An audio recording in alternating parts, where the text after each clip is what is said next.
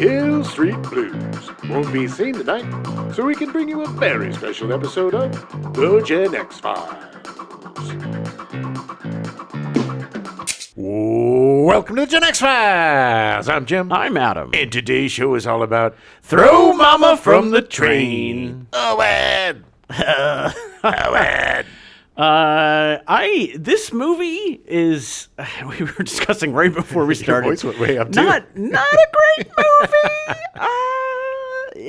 It's just one of those movies that, because when it came out, I was like 9 or 10. Yeah. And then it was on cable TV, like Skinemax and Showtime and stuff, which we both had, Cinemax and Showtime. It was just on all the time. Sure. No, it's not. It's definitely not a bad movie.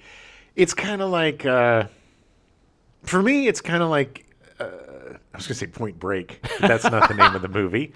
That John Cusack movie, Hot Pursuit. Oh, Hot Pursuit, yeah. Where it's like, I enjoy it, and there's things that I definitely enjoyed more about it right now than when I was younger. Right. Because I haven't seen it in a really long time. And like we were saying, there's some really funny bits. There's some really funny performances. Yeah. And you really get to see, look, there's some great shots and some great direction from DeVito. Not the most terribly well-written movie. No. Unfortunately, yeah. Of the three movies we're covering this month, the Hitchcockian comedy, this one definitely hits that nail on the head as hard as possible, that literally a character goes and just watches a Hitchcock movie, yes. And then it derives the entire plot from this. Is the most blatantly Hitchcockian comedy, the least subtle of the trio. Yeah. All right, well, take yourself back. 1987, January 4th, an Amtrak train en route from Washington, D.C. to Boston collides with Conrail engines at Chase, Maryland, United States, killing 16 people. Good Lord. Yeah. October 19th, two commuter trains collide head-on the outskirts of Jakarta, Indonesia. 102 are killed. Ooh, getting better, huh? Yeah. November 1st, the Intercity 125 breaks the world speed record for a diesel-powered train reaching 147.88 miles per hour. How many people died? Nobody. No. It just went real fast. All right. December 11th, Throw Momma from the Train is released in theaters. So funny that it's called Throw Momma from the Train, since that is literally like 18 seconds of the movie. Yeah. It was the culmination was threw her from the train. Telling you, it should have been called I Dismember Momma. And technically, nobody was actually trying to throw her from the train. No, they were trying to keep her from falling from the train. It should have been called Throw Larry from the Train. Yeah. Sorry. Yeah. So, Throw Mom from the Train was written by Stu Silver. Stu! Yeah. Well, Silver got his break writing for Soap, the TV sitcom Soap. Actually, Great show. It was a sitcom. Yeah, definitely. Yeah. It was great, and it was, Billy Crystal was on it. I think this is probably where we got to know each other. Yeah. But it was groundbreaking because Billy Crystal played the first openly gay character on television. And that was such a risk. People don't realize what a career killer it was for any actor to play a gay character. Ask Harry Hamlin. Wasn't it Harry Hamlin? I don't know. See, I guess I'll ask Harry Hamlin. Who knows? But it was an absolute career killer. And he was a hot young comedian at the time. Yeah. But he imbued that character with such soul and grace and humanity that people, liked him and liked it. Right. I think they did a lot of the times, and this is what they did a lot with likable gay characters. They always flirted around with them being able to, quote quotes, not be gay. Oh, I don't know if they did that with. I think they might have done that with him.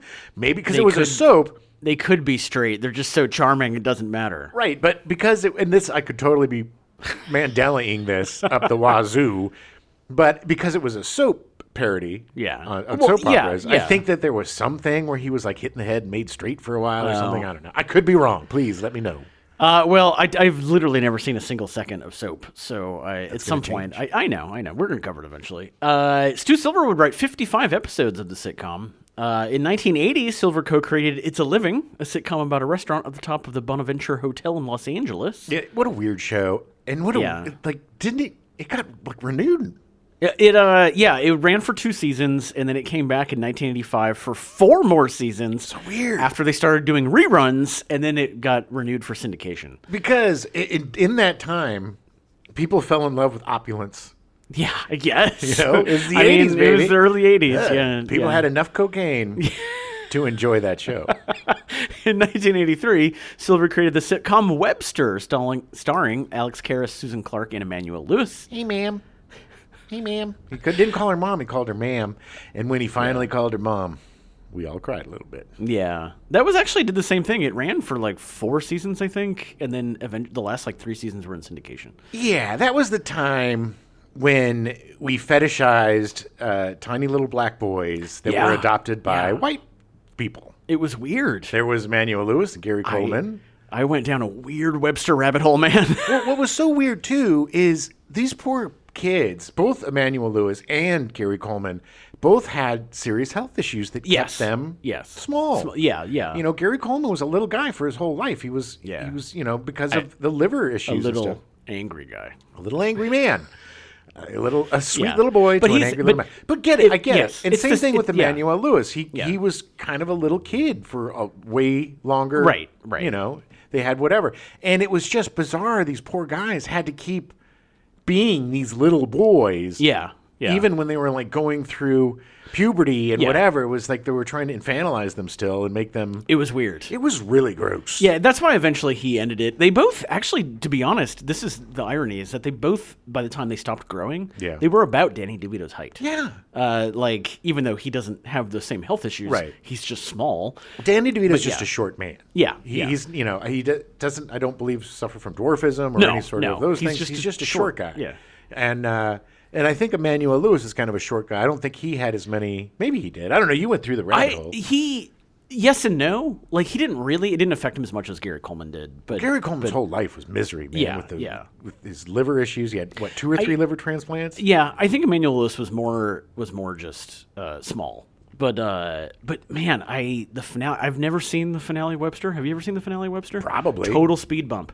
Yeah, he ends up on the USS Enterprise and hangs out with Lieutenant Worf. It is the weirdest. It's literally called like Web Trek or something. It is the weirdest ending to a show I've ever heard of. I did not see this, apparently. It was so weird. I have to see this. It was so weird. Like, that was his thing, is that he was like, I'm going to go off to college. And then he ends up somehow on the Enterprise and is like hanging out in space. There seems to be a lot of timeline issues with that, Adam. I know. And a lot of canonical issues, too, as well as Star Trek and the Webster universe. Yeah. It was weird. Anyway, that is super weird. By the way, At some point we'll have to we'll talk about do weird, a crazy weird finale. Endings. Yeah, because Alf was the same way. Hey, I like to eat cats. It never ended. It just ended on a cliffhanger, and that was it. Alf We're was still living in the Alf hell that was created in the 80s. Hey, I'm from Melmac. I like eating cats. Oh. So going back to Stu Silver. Yes, back to the show. Throw Momma from the Train. He made a foray into features when he was asked to write Good Morning Vietnam. Good Morning Vietnam! They ended up using the first half of his script for the movie, although he received no writing credit for it. Ooh. Yeah, I had to do some really deep dive onto this because I couldn't find it's listed everywhere that he wrote the first half of Good Morning Vietnam, and there's one actual published reference from a producer. So I don't. It's still kind of like maybe keeping it quiet. He got 0 credit for it, but the WGA is weird that way. So is Vietnam. It was also Good Morning Vietnam was released a month after Throw Momma from the Train came out. It actually premiered December 18th of 87, and then it came out in January of 88. Nice. Starring Bruce Kirby's son, Bruno Kirby. Yes. Remember? Robin Williams. Yeah. I would say more starring Robin Williams. Well, yes, but Bruno Kirby was the grump. Right. Like he always was. Yeah. The resident grump, Bruno Kirby. In 1990, Silver created Good Grief about straight-laced Warren, his sister Debbie, her flamboyant husband Ernie, and their transvestite assistant Raoul, who run a funeral home. The most bizarre adaptation of Charlie Brown and the Peanuts ever made. Good grief, Adam. It starred Howie Mandel, Jill Brooks, and Wendy Shaw. Wendy Shaw played Snoopy. Yes. The project had been turned down by every network and cable channel since 1983. Well, they were pushing that for a long time. Seriously, just try it. Until Fox picked it up and it ran for 13 episodes before being canned. I seriously think they just did it to be like, stop contacting us about Good Grief. Fox was the garbage dump of TV. They needed just anything. put whatever on. Look at some of the stuff that started out the Fox network, man. Ooh, baby. Wait, you mean we got to fill 4 hours every day? What? Can't we just have Married with Children 8 times? Yeah, well, eventually they did. that was it.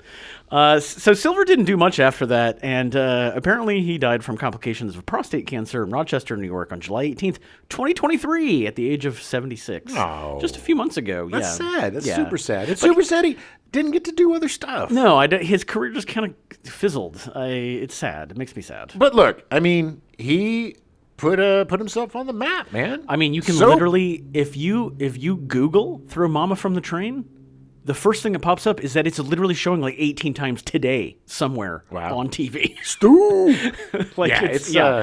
It's not an expensive property to put on your streaming service. No. So Larry Brezhner, who had picked up the script and worked with Orion Pictures to get the movie made, to get Throw Momma from the Train made. Brezhner made a splash by producing Arthur, starring Dudley Moore, in 1981. It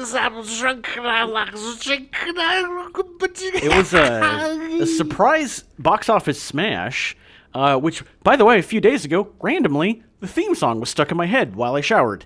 No idea why. Just kept singing it to myself. Because I sang it on the last I don't even know if I've seen Arthur. I don't think I have. Really? I don't think I have. Have you seen the amazing remake with Nancy McGee? Not Russell. Russell Brand. Russell Brand, yeah. I almost said Russell Crowe. That would have been much better. A bunch of people getting hit by phones. Oh, it was so awful. I will not watch anything Russell Brand does. Not just because of his questionable grossness. I find him to be very unfunny. He's unpleasant. He is such... In the dictionary, next to the word condescending... Smarmy. Yeah. And smarmy. Smarmascending, I think, is... Smarmascending. That is literally... describe that gross man. Russell Smarmascending. But at least he's not into conspiracy theories and gross stuff now. Yeah. So... Brezhner would later go on to produce such hits as Good Morning Vietnam, The Burbs, The Vanishing, and most notably, Clifford in 1994. Oh, I love Clifford. Not about the dog yet. I'm not the red dog. We're talking about the Martin Short, Charles Grodin movie. Yes. Martin Short playing... Can you act like a normal boy? Can you just act like a normal boy? I love that movie so much. Yes. The script featured the movie Strangers on a Train, directed by Alfred Hitchcock, as we said earlier, which was owned by Warner Brothers. Ooh. Warner Brothers was very reluctant to give the rights to use Strangers on a Train to the producers of Throw Momma from the Train. Why? Money? Well, they realized, I think they were using it as leverage. They realized that Orion still owned the rights to Arthur from 1981, so they traded the 1951 Alfred Hitchcock classic to make an Arthur sequel. They literally said, you can use these rights for the movie, but we get all of the rights for Arthur back. Great. I guess nobody got a good deal then. No, Arthur 2 on the Rocks in 1988 turned out to be a complete disaster at the box office. If there was any movie, it did not need a sequel at all. It was a perfect little encapsulation. Yeah. It was Arthur. Nobody needed to see what happens. This is the thing, guys. When you make a movie with a happy ending, to make a sequel, you got to blow up the happy ending and then just make a piece of crap. It's like the buddy cop sequel problem where you're like, oh, we got to figure out a way to make them not to hate each other again. It's like, every buddy cop movie except for Lethal Weapon falls into that trap. Right. How do we make them not friends again? The irony is that Throw Momma from the Train was the 13th most successful movie of 1987. Ooh, lucky 13. Obviously it didn't do terribly well, but it did well enough. Definitely better than Arthur 2 on the Rocks. Yes, which I honestly thought came out. It's really weird because I'm watching Moonlighting now. Yeah. And it's weird to think Magnum was on at the same time. It's certain things, it just seems weird that they crisscross, Adam. Crisscross. So Danny DeVito was tapped to direct. Despite being mostly known as an actor, DeVito had a long history of directing. Oh, yeah. He did 2 short films in 1973 and 1975. He directed 3 episodes of Taxi between 82 and 83. And he had 2 short films in 1983 used in the HBO Cinemax anthology show Likely Stories. Do you remember Likely Stories? Vaguely. Yeah, I tried. It's funny because it's not really available anywhere because it looked really interesting. Yeah. Like, it's just a series of shorts, 30-minute shorts. I'm sure if it was on HBO at a certain time, I watched it. Probably. Because I watched everything on HBO. In 1984, he directed The Ratings Game, the first original movie financed by Showtime. I remember this, actually. It starred DeVito and his wife, Rhea Perlman, and featured Huntz Hall, Michael Richards, George Wendt, and Jerry Seinfeld. Yeah, yes, a very young Jerry Seinfeld. It was like about a TV station and something like that. Yeah, he was like I think he was an executive or I do remember the movie. I know I've seen it. It made an incredible impression upon me. DeVito directed 2 episodes of Mary in 1985, starring Mary Tyler Moore. It was another one of her sitcoms that did not do quite as well. No. Well, Mary Tyler Moore's show is iconic. I know. It's one of the greatest sitcoms ever. It's just Mary Tyler Moore, Lucille Ball, a lot of these actors just couldn't recapture the magic. What do you do? Yeah. You're never going to have I Love Lucy again. You're never going to have the Mary Tyler Moore show again. No. They broke ground and were amazing. And DeVito directed 1 episode of Amazing Stories in 1986. I remember that. That was the Steven Spielberg anthology series. It was. So DeVito originally wanted to play Larry Donner, the part that Billy Crystal played, but opted to take the role of Owen instead. Well, it would have been interesting because it's very... not typecast, but it seems... But I could totally see him doing it. What I'm saying is it would have been more interesting to see him play that part. Yes. It would have been, he could do Owen in his sleep. Yeah. It's not... It's not a big stretch. Well, that's not what I'm saying. I'm just saying that he's a very funny guy, and he's a funny-looking guy. Yeah, and he plays the kind of creepy, weird, but sweet well. He plays off his physicality really well, and he knows how to use it to the benefit of his characters. And I just think it's like it's seeing Bruce Willis playing the hero, or it's seeing It's a standard. Yeah, exactly. It would have been a little more interesting to me to see him playing the straight part rather than... Yeah, I agree. I would have liked to have seen that version of the movie. I think it'd be interesting. But he was so good. He gave Owen so much heart. He should have just played both characters. He should have. Twins. Crisscross. Yeah, well, yeah. A bunch of actors were considered for the role of Owen, such as... Robin Williams, Joe Pesci, Dudley Moore, John Candy, Bob Hoskins, Christopher Lloyd, John Goodman, Michael Keaton, and John Lithgow. I'm curious. See, I think it would have been great if it were he and Michael Douglas. Because A, they were best friends, and B... God, that would have been...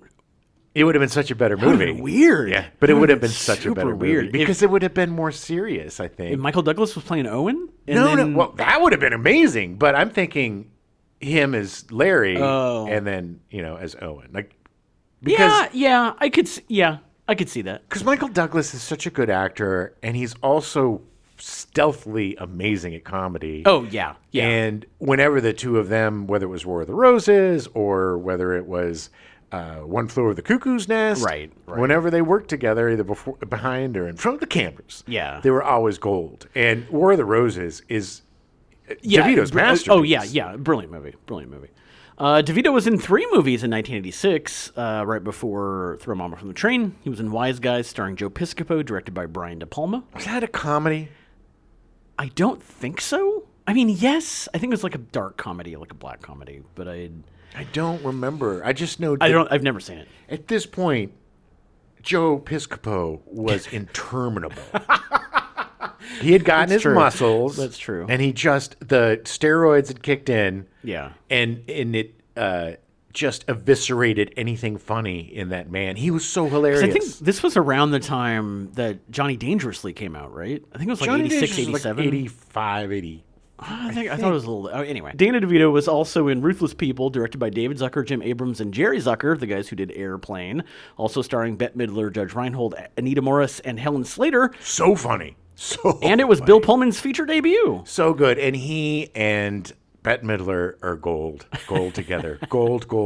I want to say I know I've seen this, but I don't remember any of it. Oh, it's so good. I love the Zucker brothers. Oh, and it's great. And it isn't just, the Zucker brothers being Airplane and that kind of goof. Right. It was more serious. But Judge Reinhold is absolutely hilarious in it.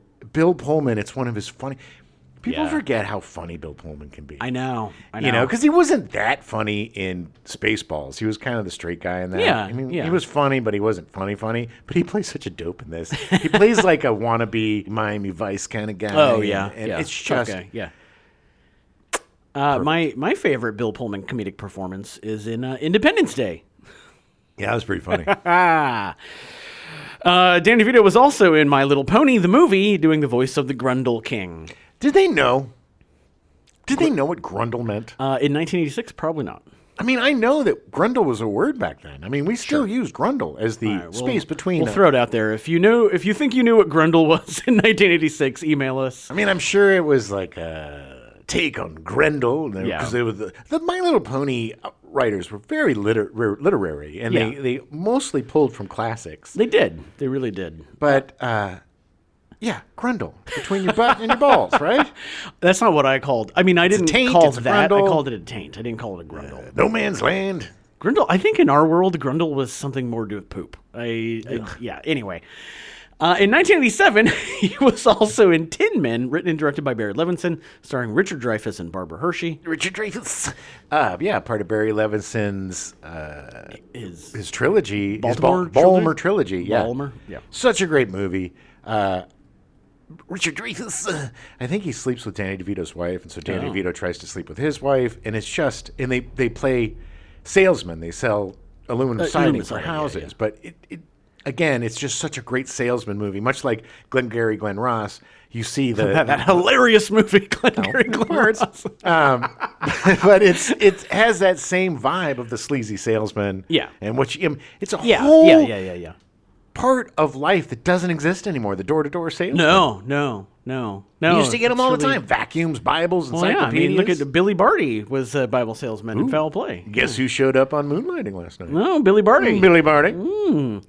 DeVito noted in an interview with Playboy magazine that the scene where Owen shows his coin collection to Larry was inspired by his childhood habit of sharing things with friends that involved whatever he was into at the time. It was so perfect. It was just so, like, if you've ever hung out with somebody who's a little bit, not antisocial, but who's a little bit socially awkward. Yeah, awkward. Yeah. Or if you've ever yourself been socially awkward. I did identify with this. It's perfect. I mean, he played Owen so sweetly. He didn't play him as an idiot. He didn't play him as a dope. No. He played him as a real character who had been abused and sheltered by his mother. Yeah. That was loved his father, and his father. The best writing in the movie was Owen, and how his mother was just so overbearing and so oppressive. And then does what every abuser does. It's like, I'll give you 5 seconds of love, and then the rest of the day I'm going to be an asshole. Right. Yeah. But it's just it's such a layered character. Yeah. It's so good. So as the director, he insisted on including the coin sequence in the movie, and Stu Silver wrote the scene. Great scene. DeVito has 3 movies coming out in 2023. Good. Haunted Mansion, which is now available on Disney Plus, which we've watched. Surprisingly really good. It was very good. I really much enjoyed it. It is probably the best movie based on a ride that I've seen. For another movie that's probably not as good, Pool Man, directed, produced, co-written by, and starring Chris Pine in his directorial debut. Who knows? Maybe wow, Chris Pine. I really thought you would give that one some flack. Hey, I don't have anything against Chris Pine. Okay, that's true. I like Chris Pine. He seems like a decent guy, and his dad was on Chips, so I gotta always love him. Unfortunately, it premiered at the Toronto International Film Festival to savage reviews. Hey, only.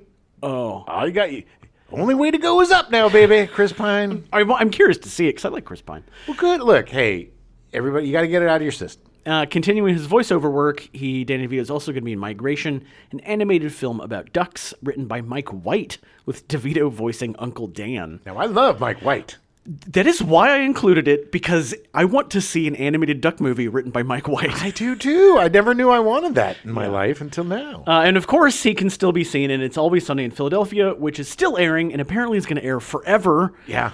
He's been in 155 episodes of the show, and he didn't come in until, like, the 5th season. That's so crazy. It just blows my mind. But, yeah, he loves those guys so much. He loves working with them. I have not seen the last couple seasons. I need to catch up. You know, I think I've only seen 1 season of that. Maybe 2. Oh, my God. You should totally. I do. I don't know what. It's very much in the vein of Throw Momma from the Train. Yes. I don't know what it is. I think it came out at a time of my insecurity and the fact that they made it all happen on their own. Yeah, me. yeah. But I think I can get over that now. It's good. It's really good. So Billy Crystal was cast as Larry Donner. Tom Hanks was originally offered the part, but he'd already committed to Big. Good. I mean, he would have been great, but Big better. Big was a much better movie. Yeah, big better movie. Big better movie. Billy Crystal's father was a jazz musician and executive at Commodore Records when Crystal was young. This led to some jazz greats hanging out at their Bronx home, like Billie Holiday. Oh. The record company would dissolve in 1963, leading to Crystal's father having a heart attack and dying at the age of 54 when Crystal was 15. Oh. Yeah. It's tough, man. Tough when your dad dies. Yeah. Crystal received a baseball scholarship to play for Marshall University in West Virginia, but the school suspended the baseball program before the season started in his freshman year. Womp, womp. Yeah, what a bummer. That just sucks. He looks like a baseball player, though. Yeah. Oh, yeah. He opted to discontinue his education there and went back to New York, where he eventually studied film and television directing at NYU, with Martin Scorsese being one of his teachers. Oh, wow. And his classmates were Oliver Stone and Christopher Guest. Wonder if he did drugs with them. It's funny that I don't think Billy Crystal, I think he's directed only like one thing. Like he hasn't, I mean, he went to school for it, but he didn't, Well, I know he did Mr. Saturday Night, right? Yeah. I think he directed, yeah. I don't know. Anyway. I think he's directed a few things. Yeah. He started doing stand-up. Well, he's not like Oliver Stone, Christopher Guest level of direction, I guess is what I'm trying to say. He's not even Danny DeVito level of direction, let's be honest. He's not even the best director in this room! Look, Danny DeVito's good, so. Yeah, he is. He started doing stand-up and sketch comedy around New York and was actually scheduled to appear in the first episode of Saturday Night Live, but his sketch was cut. He was great. Look, I was a huge, huge fan of Billy Crystal in his ute. I loved his stand-up. His stand-up was hilarious, and a lot of baseball stuff, even back then. Well, yeah. I really loved him on Soap, and then, and he did appear a lot on Saturday Night Live the first season. He was going to be a cast member, but he just... For some reason, didn't. Yeah, he would make an appearance in a later episode that season. He would make guest appearances on game shows like Hollywood Squares and the $20,000 Pyramid. He still, to this day, holds the record for the fastest bonus round win of the $20,000 Pyramid at 26 seconds. Because he talks real fast. He does. His big break came when he was cast as Jody Dallas on Soap, one of the first unambiguously gay characters in the cast of an American television series. Unambiguously gay character. He appeared in 73 episodes of its entire 4-year run. In 1982, Billy Crystal hosted his own variety show, the Billy Crystal Comedy Hour on NBC. Oh, yeah. When Crystal arrived to shoot the 5th episode, he learned it had been canceled after only the first 2 aired. Where is everybody? Wah, wah. Where is everybody? What? Canceled? Whoa. After hosting SNL twice on March 17, 1984, and the show's 9th season finale on May 5th, he joined the regular cast for the 84 to 85 season. Yeah, he was great, too. His most famous recurring sketch was his parody of Fernando Lamas, a smarmy talk show host whose catchphrase, "You look marvelous," became a media sensation. And he was playing Fernando Lamas, who is the father of Lorenzo Lamas, who was in Grease. Yes. He would later release a comedy album and single with the same title. You look marvelous. Crystal's first film role was in Joan Rivers' 1978 film Rabbit Test, the story of the world's first pregnant man. I remember this when this came out. It was bizarre. Everybody freaked out about it for whatever reason. I can imagine. And it was just like, Joan Rivers, really? It was the only movie that she directed. That was it. There was a reason. Rabbit Test was also Michael Keaton's film debut. Yeah, but nobody knows. Nobody's seen it. It seems like men getting pregnant comedies don't do terribly well. Well, it just was weird. It wasn't particularly funny, and it was a bomb. Yeah, it was a big bomb. Neither was Junior with Arnold Schwarzenegger. So I love Junior. I got the baby in my belly. Okay. Crystal appeared briefly in the Rob Reiner rockumentary This is Spinal Tap in 1984 as Morty the Mime. Yes. A waiter dressed as a mime at one of Spinal Tap's parties. He shared the scene with a then unknown non-speaking Dana Carvey, stating famously that mime is money. That's great. Good. He later starred in the action comedy Running Scared in 1986 opposite Gregory Hines. Oh, love me some Gregory Hines. Love me some Running Scared. It's a great movie. Because of the friendship. Yeah. Again, it was the friendship and partnership between these two guys. It was about a couple of cops who wanted to retire and open up a bar in the Caribbean or something. And I think they do it, and then they hate it, and they come back and be cops or something. But they get caught up in this whole thing. But Gregory Hines was such a great actor. He was also a tap dancer. Yeah. An incredible dancer. 70s, 80s, man. Tap was king. Oh, yeah. You used to think when you were a kid and you wanted to be an actor or performer, you're like, I got to learn tap. And mostly did. Like, everybody took tap lessons. Well, you put it on your resume because you never know when that tap part's going to come up. Nobody's tapping anymore, man. Nobody does. They tapped out. It's very much not tapped. Yeah. They're not tapping that. In 1987, in addition to appearing in Throw Momma from the Train, he was also in The Princess Bride in a supporting role with Carol Kane, directed by Rob Reiner. Have fun storming the castle. Crystal has received numerous accolades, including 6 Primetime Emmy Awards for outstanding individual performance in a variety or music program for his hosting duties for the Grammys, the Oscars, and the outstanding writing for a variety series for writing his comedy special Midnight Train to Moscow in 1990. Say what you want about Billy Crystal. He was one of the absolute best hosts of the Oscars. Oh, yeah. He owned hosting the Oscars for several years, and he was great at it. And that's not an easy gig. No. I mean, obviously, because the last 15 years, it's been a disaster. But that was back when people actually cared and cared about and watched the Oscars. Right. He was great. He was a very good host. Crystal would win a Tony for his one-man Broadway show 700 Sundays in 2005. Wasn't that about going and watching baseball with his dad? Yeah. Everything was baseball with him. Baseball. This is why I stopped liking him. Baseball. He was nominated for 3 Grammys for his comedy albums, but never won. And despite hosting the Academy Award show 9 times over 22 years, he's never received any nominations for an Oscar. Why would he? I know. It's just saying. It's like, what has he been in that's Oscar nominated? He'll eventually get the Lifetime Achievement Award. The Booby Prize? Yeah. The Thalberg Booby Prize? Yes. that I have gone on record saying that I will refuse. You will refuse. When the Academy comes to me on their knees. Come to you.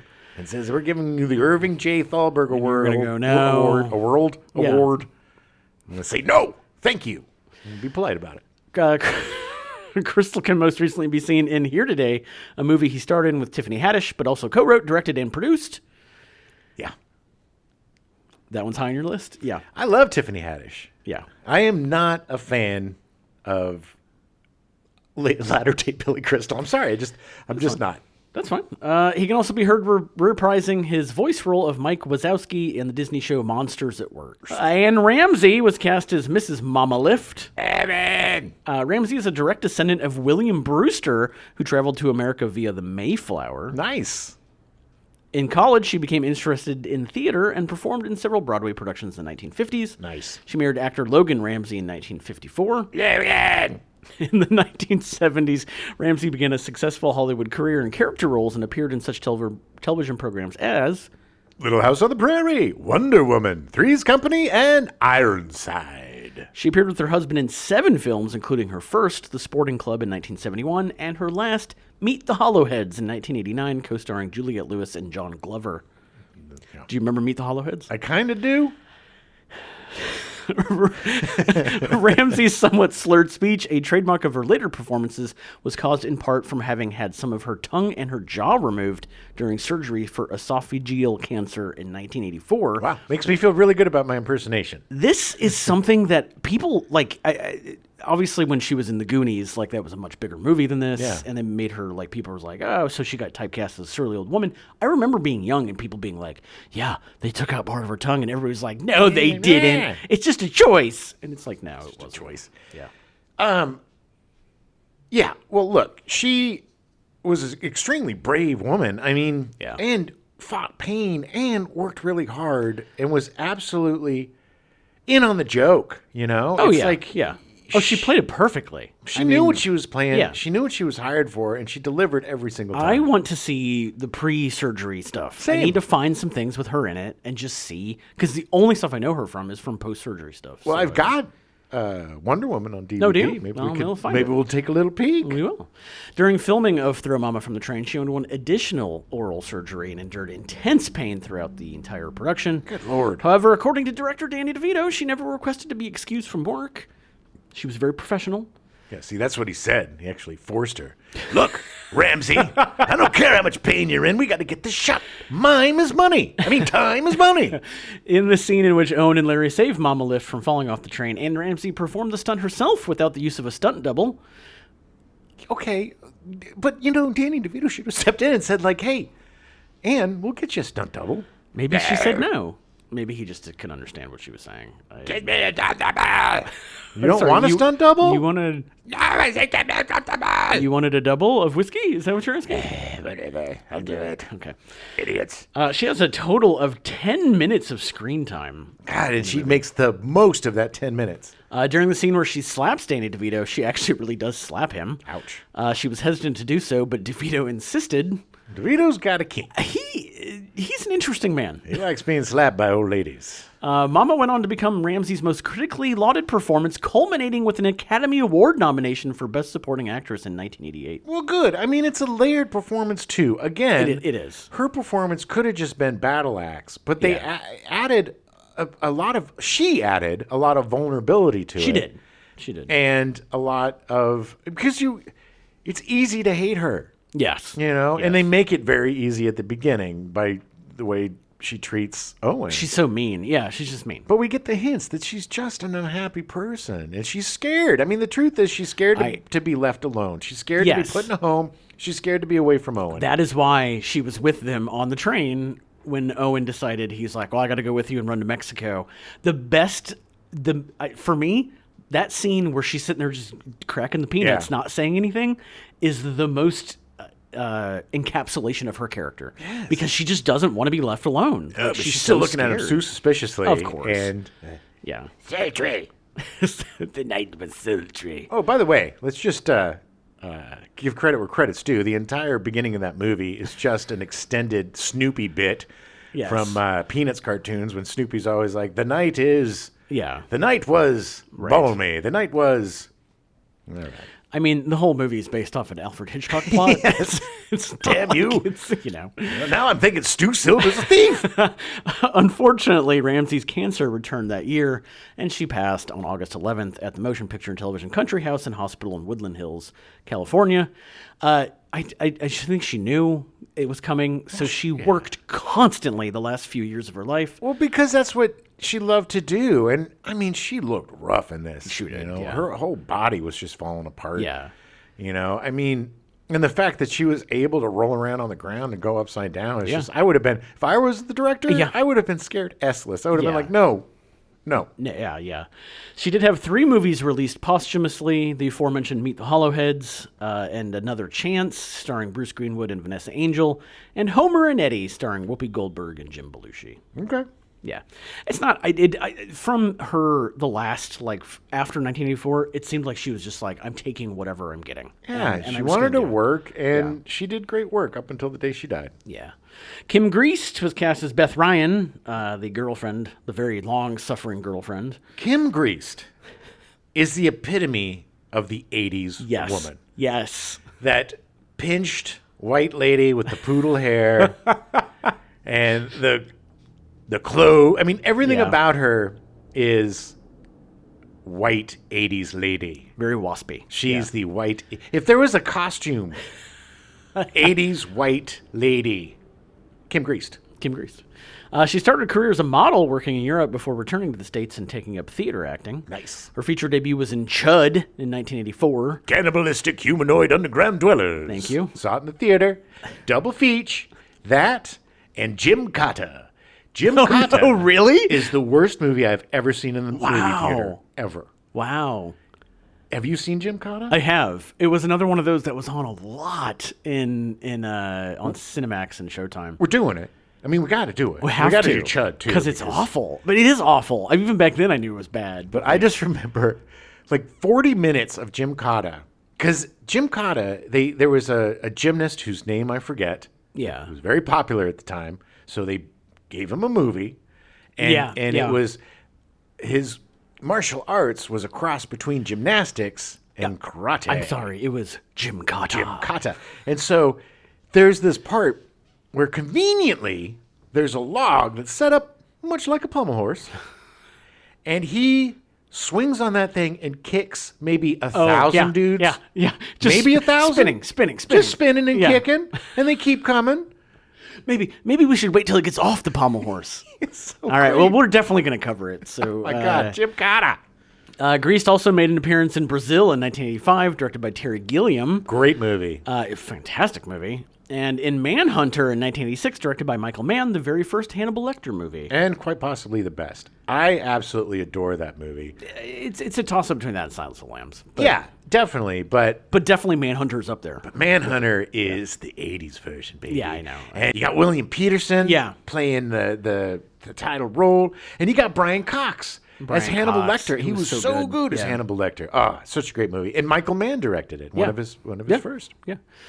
She made a few more movies in the late 80s and throughout the 90s, while also making guest appearances on TV, most notably being in the 2 Homeward Bound movies in the 90s. Of course. Yeah. She was up for the role of Alex in Fatal Attraction before it went to Glenn Close. Weird. She looked like so much like her. Yeah. Definitely listen to our Fatal Attraction episode of how Glenn Close forced her way into that movie. I won't be ignored, directors. Yeah. In 2001, after a guest spot on Judging Amy, she decided to retire from acting. Wow, must have been a horrible experience. Judging Amy was a not good show. It was all right. Yeah. She currently resides in Stamford, Connecticut, living a quiet private life. Stamford's beautiful. Have you ever been to Stamford, Connecticut? I've never been to Connecticut. Richie Riches, man. Yeah. I had a friend. I think I've been through Connecticut. Anyway, sorry. I spent Thanksgiving there. I had a friend whose family bought a place in Stamford. Yeah. I've definitely been through Connecticut. Yeah. And, Stamford, Connecticut. It's beautiful. Yeah. Yeah. It's walking through there is like walking through, some Hollywood movie. Right. Like, it's like they designed this whole place as a set, and you're like, what is going on? It's like, if you really wanted to know what the neighborhood in Home Alone looked like, Kate Mulgrew was cast as Margaret Donner, his wife/ex-wife, Billy Crystal's wife/ex-wife. So good in this. She's so great. She gained fame for playing Mary Ryan in the soap opera Ryan's Hope for 3 years of its 13-year run from 1975 to 1978. All right. She was Mrs. Columbo in the show of the same name in 1979, but it only ran for 1 season. Excuse me, sir. Mrs. Columbo here. Just one more thing. What do you mean I sound like my husband? That's sexist. I think part of the problem is that Columbo was not anywhere near the movie or the show, so people were like, well... Where's your husband? On vacation? Yeah. Well, Park in the car? All they had to say was in one Columbo movie or episode to say, yeah, my wife's working on a different case, and then it would just open it right up. Exactly. Yeah. In 1985, she co-starred in Remo Williams' The Adventure Begins with Fred Ward. Oh, such a good movie. Such a great movie. I need to see that again soon. Mulgrew had a hard time keeping a straight face on set as she found both Billy Crystal and Danny DeVito to be extremely funny. Good thing she didn't have very many scenes with either of them. Well, the best was the scene where she's on the boat, getting on the boat. Yeah. And literally Danny DeVito is 6 inches behind her following the whole time. It's just like... way to make it obvious, buddy. Yeah, well, I mean, he was a weird, creepazoid. Well, he wasn't the stealthiest guy. No, he was not. Mulgrew is perhaps best known for playing Captain Catherine Janeway on Star Trek Voyager, appearing in 170 of the 172 episodes over 7 seasons. Oh, she was great. More recently, she was a main character in Orange is the New Black, appearing in 85 episodes. So good. I still have never watched that. It's a great show, but she plays, I think, Russian. Yeah, it's like Eastern European. Yeah, but she's like the person in charge. At least for the of first couple of seasons, she's like the person. Red, I think, is her character. Red, yeah, her character's Red. And everybody's afraid of Red, and rightly so. She is so good in this. I've always been a huge fan of hers. Mulgrew also voiced the character of Flemeth in the 3 BioWare Dragon Age video games. Damn well she did. I had no idea. I'm very excited about playing those. She most recently can be heard voicing Catherine Janeway in the animated show Star Trek Prodigy, the 10th Star Trek series airing on Paramount Plus and Nickelodeon. Nice. Yeah. Branford Marsalis was cast as Lester. That's me doing jazz. Not a robot? It's kind of a jazz robot. I was like, it's kind of intermixing with the robot noises. Yeah. Well, I invented a jazz robot. Jazz robot, yeah. Marsalis is a jazz musician coming from a large jazz family. He is the son of Dolores, a jazz singer and substitute teacher, and Ellis Lewis Marsalis Jr., a pianist and music professor. Yeah. His brothers, Jason Winton and Delfieo, are also jazz musicians. Wynton Marsalis owned the contemporary jazz scene of like the 80s. Yeah. And his brother was great too, but everybody knew Wynton. Oh, yeah, for sure. In 1985, Branford joined Sting, singer and bassist of rock band The Police, on his first solo project, The Dream of the Blue Turtles. Such a pretentious, stupid name. I love Sting, but Sting? F you, Sting. Sting being pretentious? Sting is the only guy that is charming and funny enough to get away with all the horribly pretentious crap that you hear about him. I have tantric sex, Jim. It's 14 hours long. It's uncanny how much you sound like Sting. I know. It's seriously, that was actually a recording. His accent was just staged the entire time. Yeah. Well, I know the real Sting. What is his name? Is like Simon Thumper? Gordon Sumner? Gordon Sumner. Gordon Sumner. Yeah. You're not so cool now, Gordon Sumner. Branford Marsalis would play on every Sting album until 1999. There was a documentary about the forming of Sting's band called Bring On the Night that featured Marsalis. It's a good doc, actually. Oh, really? I've never seen it. I used to be a huge Sting fan, so yeah. Apparently, his natural presence in the documentary and ability to make the band laugh led him to try acting. Tried it. He actually got better as the movie went on. He did get better as the movie went along. Shortly after Throw Momma from the Train came out, Marsalis was cast in Spike Lee's School Days. He also contributed some music to the film. Okay. In 1992, Marsalis became the leader of the Tonight Show band on the newly launched The Tonight Show with Jay Leno after Jay Leno replaced Johnny Carson. Marsalis didn't do much acting, appearing in the second season of Living Single in 1995, the Showtime TV movie Mr. and Mrs. Loving in 1996, which he also composed the soundtrack for, and in Eve's Bayou in 1997. Mr. and Mrs. Loving was about the first interracial was it? Couple that Lovings, who basically... Yeah, there was another movie that just came out a couple years ago. Yes. Yeah. But yeah, I mean, if it weren't for them... Oh, yeah. You wouldn't be able to have... That's sick in the interracial 60s, marriage. man. Yeah. It's just so mind-boggling to me sometimes. Marsalis would release 33 albums where he is the band leader and has appeared on over 120 albums from musicians such as... Harry Connick Jr., Bella Fleck, Dizzy Gillespie, The Grateful... Dead. James Taylor, Stevie Wonder, the Allman Brothers, Crosby, Stills, and Nash, but not Young, Carole King, and Miles Davis. Well, yeah, they kicked Young out because he was an asshole. Yes. You don't like The Touch of Grey, Jim? You know, I've explained this before. I was a deadhead for many years. I'm a recovered deadhead. And if I hear like 3 notes from that hillbilly band, it makes me want to throw up. I was never a fan of the Grateful Dead. I never got it. Same like with Fish. It was like, hey, let's noodle around for 45 minutes. You probably didn't have a period. Well, I guess your hallucinogenics period happened after the Grateful Dead. I was in my 30s. Yeah. No, it was definitely long after I realized how much I did not like the Grateful Dead. If marijuana and hallucinogenics did not exist, there would be no Grateful Dead. You know, honestly, I think part of the reason was because they released The Touch of Grey, which is the only song. Oh, we know there's something about a train.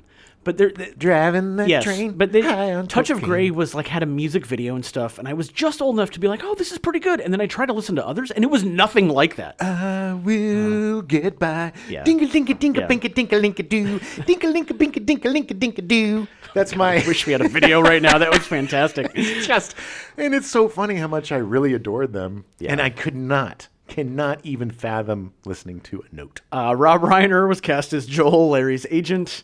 Reiner first came to national prominence with the role of Michael Meathead Stivic on the CBS sitcom All in the Family. Meathead. Which he was on for 8 years, a performance that earned him 2 Primetime Emmy Awards. The way Carol O'Connor could just milk the word meathead was just delicious. Yeah.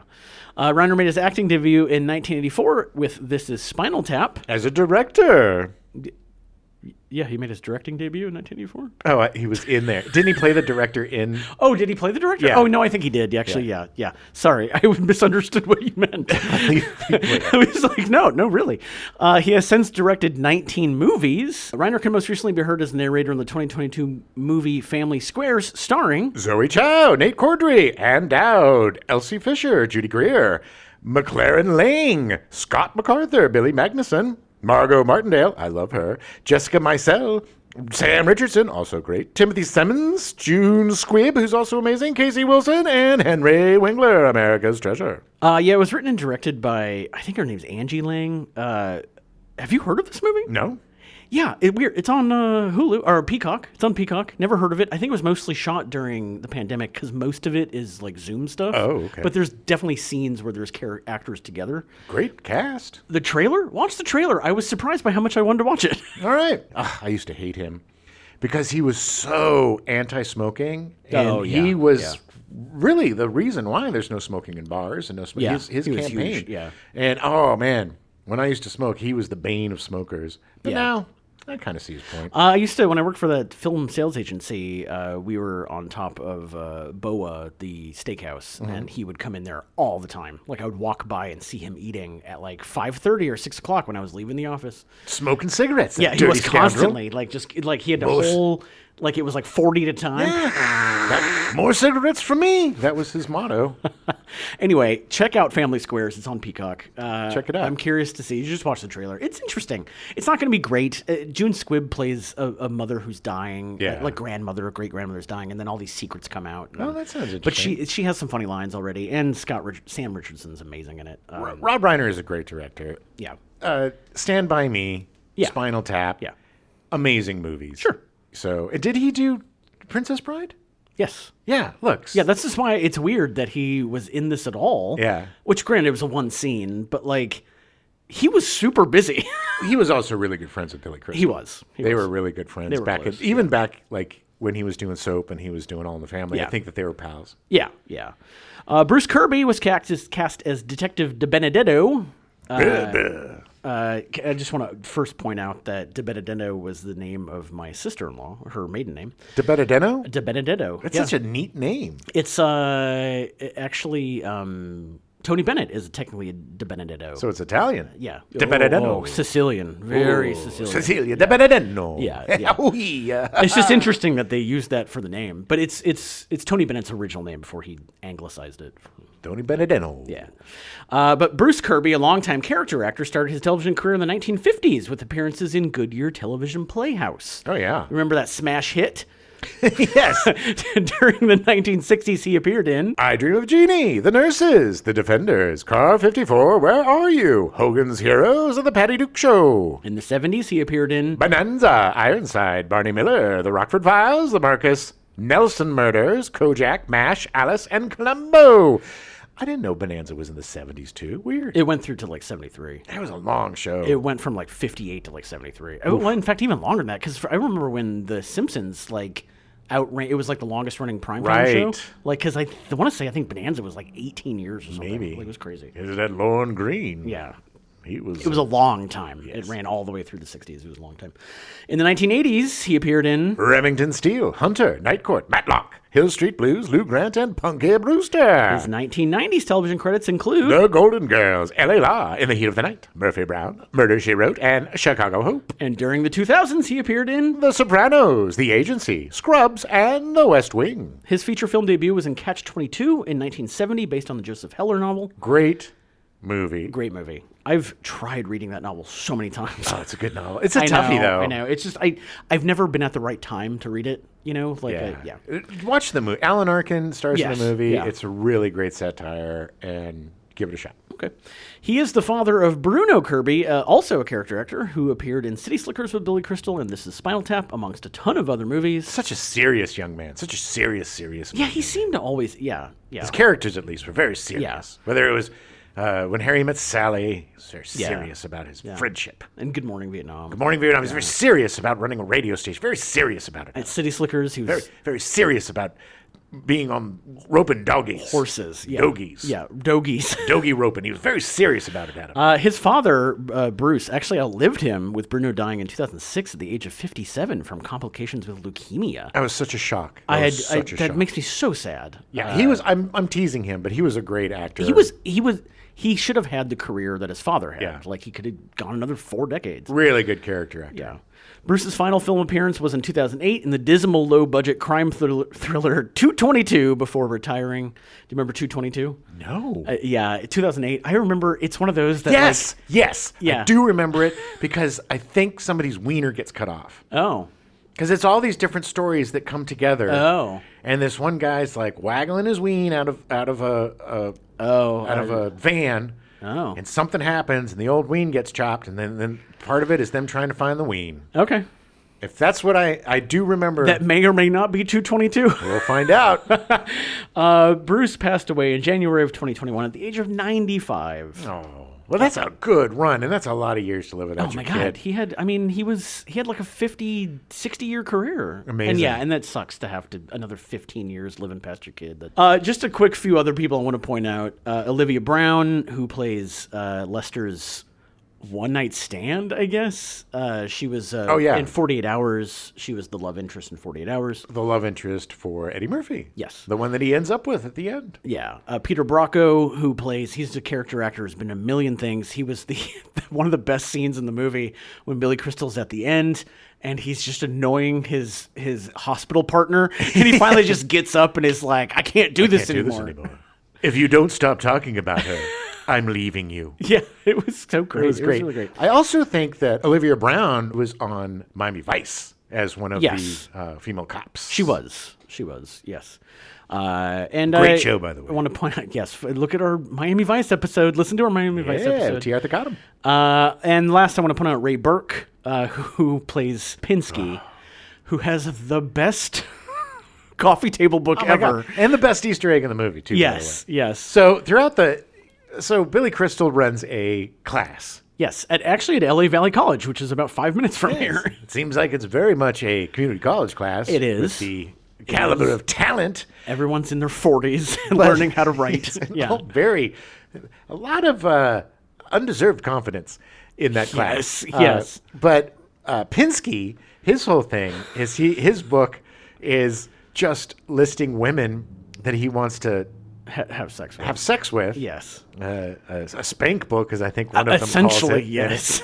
And he's like, oh, there'll be pictures and drawings. That doesn't make it better. Yeah, it's super creepy. And then at the very end of the movie, when Billy Crystal's finishing up his book, they do kind of a pan across his desk where there's his cigars and all this stuff. And then you see Pinsky's book made. It's just literally just Pinsky. It's called Pinsky. And it's him in a white tux with a leg. It was great. It's a coffee table book. Yeah.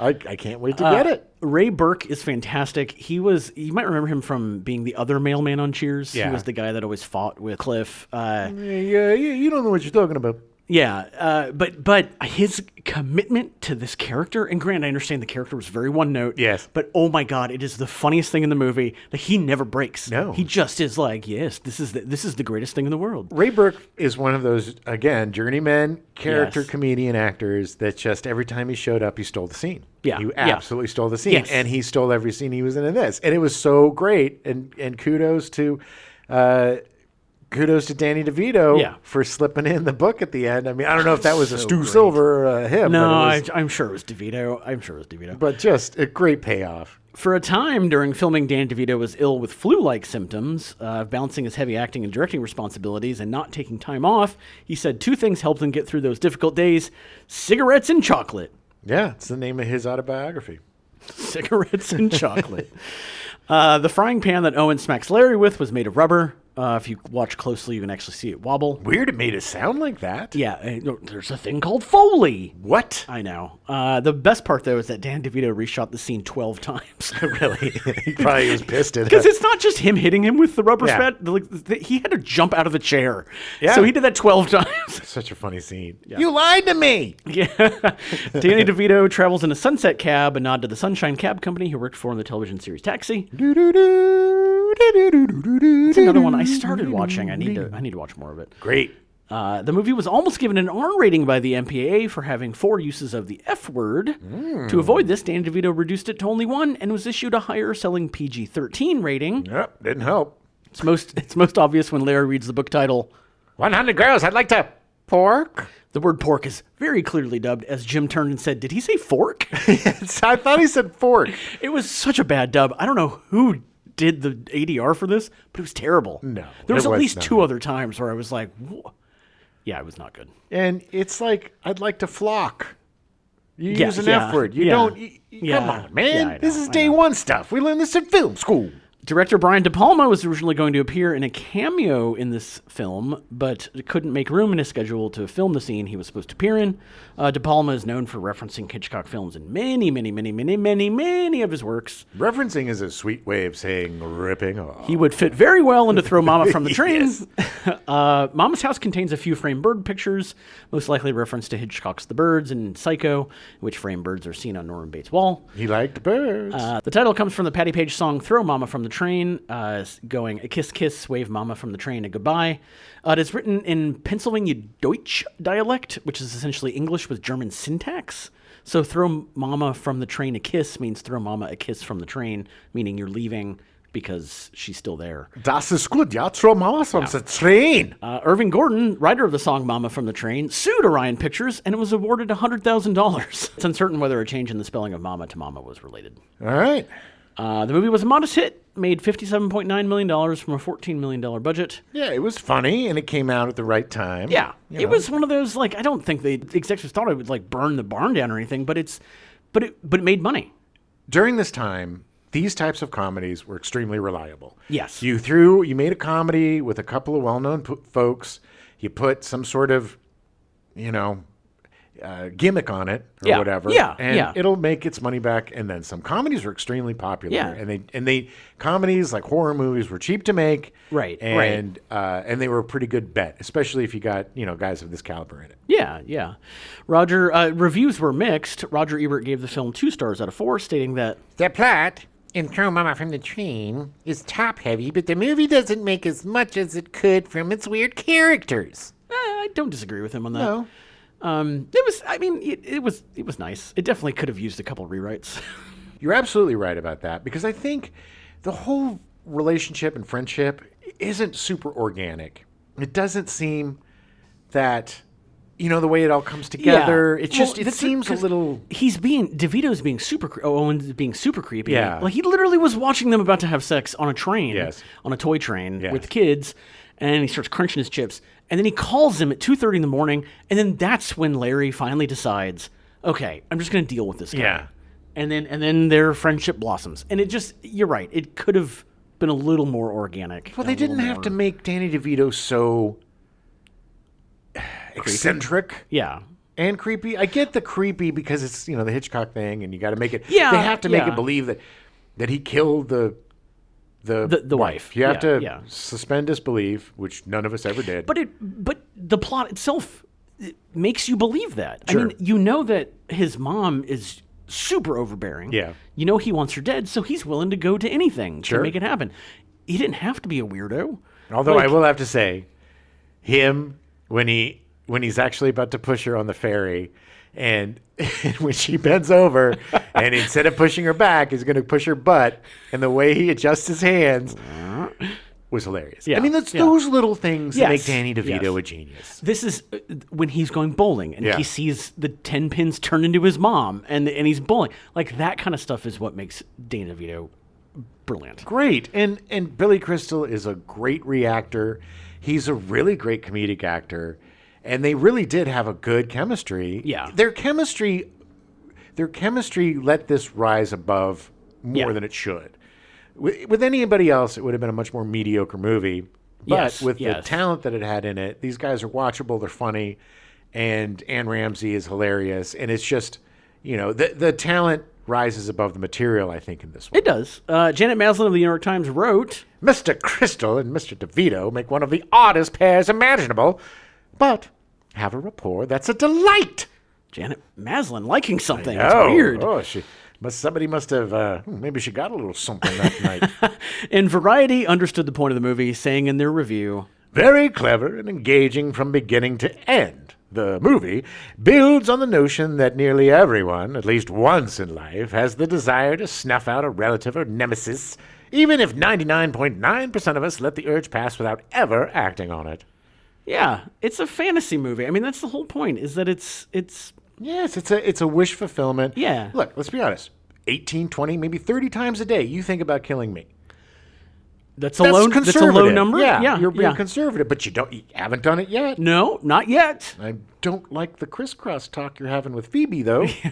But Yes, we'll have the other person that lives in the apartment kill you. They'll never suspect me. I'm saying it's not a smart idea. I'm just saying. I am saying is that I've started teaching writing classes at LA Valley College. Nice. And there's a very short man there that I've been talking to. That's all I got for it. But it's one of those movies that, like, it's a total nostalgia trip. Oh, 100%. Yeah. It's like I remember the time when I saw that movie, and it was in my life it was a much simpler time and a time of just hanging out with your buddies and going to movies. And what was it, 87? 87, yeah. It was just like I just started college, I think, when that movie came out. Yeah. And I was alone and scared in Boston, and I needed to see some of my old friends. And my old friends, Billy Crystal and Danny DeVito, showed up to give me a tickle. Tickle in my funny bone. Much like Owen, I didn't have a lot of friends. I mean, I think it's a lot of the reason that he was super creepy, but I didn't have a lot of friends when I was growing up. So, like, I totally identified with that aspect of him. My mother was not overbearing in any way. I found him more charming than creepy in this watch. Yes. The only time it was totally creepy was when he was literally sitting in the train watching them. And it's like, putting on the gloves and getting ready to kill. Well, yes. You know. Well, I mean, but that was him fulfilling his part of his contract. But, sure. You know. But still, if you haven't seen the movie, it's definitely worth a watch. Yeah. And if you're a Hitchcock fan, if you're a Billy Crystal fan, or a Danny DeVito fan, or a Kim Greist, then get yourself go on HBO Max and watch. It's on Max, yeah. Look at Bruce Kirby, how much he looks like his son. Yeah. We didn't even talk about the weird barking gardener. Yes, okay. So his ex-wife goes to Hawaii, and I don't know where he gets the money or what he does with his mom, but Danny DeVito goes to Hawaii as well.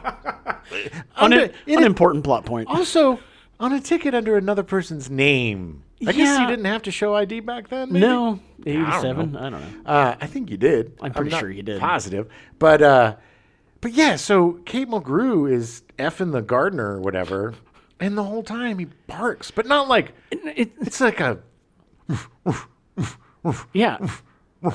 Yeah, it's just weird. And then she's on the phone, and instead of getting him to stop barking, she's just like, I'm watching TV. That's the TV. It's Old Yeller. But such weird things. You know, those were things that, you're on set, and somebody's like, hey, wouldn't it be funny if my character barked during sex? And DeVito's like, yeah, sure, whatever, I don't care. I don't feel good. I gotta focus on my scene where I'm sitting behind you in the couch. Reading Us. It's just a fun, quick movie. Again, a good double feature with maybe Foul Play. Yeah. Or even, So I Married an Axe Murderer or High Anxiety. It's just, it's a good pairing. There's so many great Hitchcock comedies out there. And this may not be the best one, but it's definitely worth a look. It's fun. It's totally fun. Yeah. We'll be back next week with So I Married an Axe Murderer. Hid! Pounce! No! Isn't it Wachowski? Wazowski. No, it's Wazowski. Really? Mm-hmm. See, I don't know anything about monsters. Monsters. Monster. I don't know anything about monsters. I don't know nothing about no monsters. Oh, God, what's his name? Pinsy? Or Pinky? Or... Pinsky. We now return you to your regularly scheduled programming, Saturday Night Live, already in progress.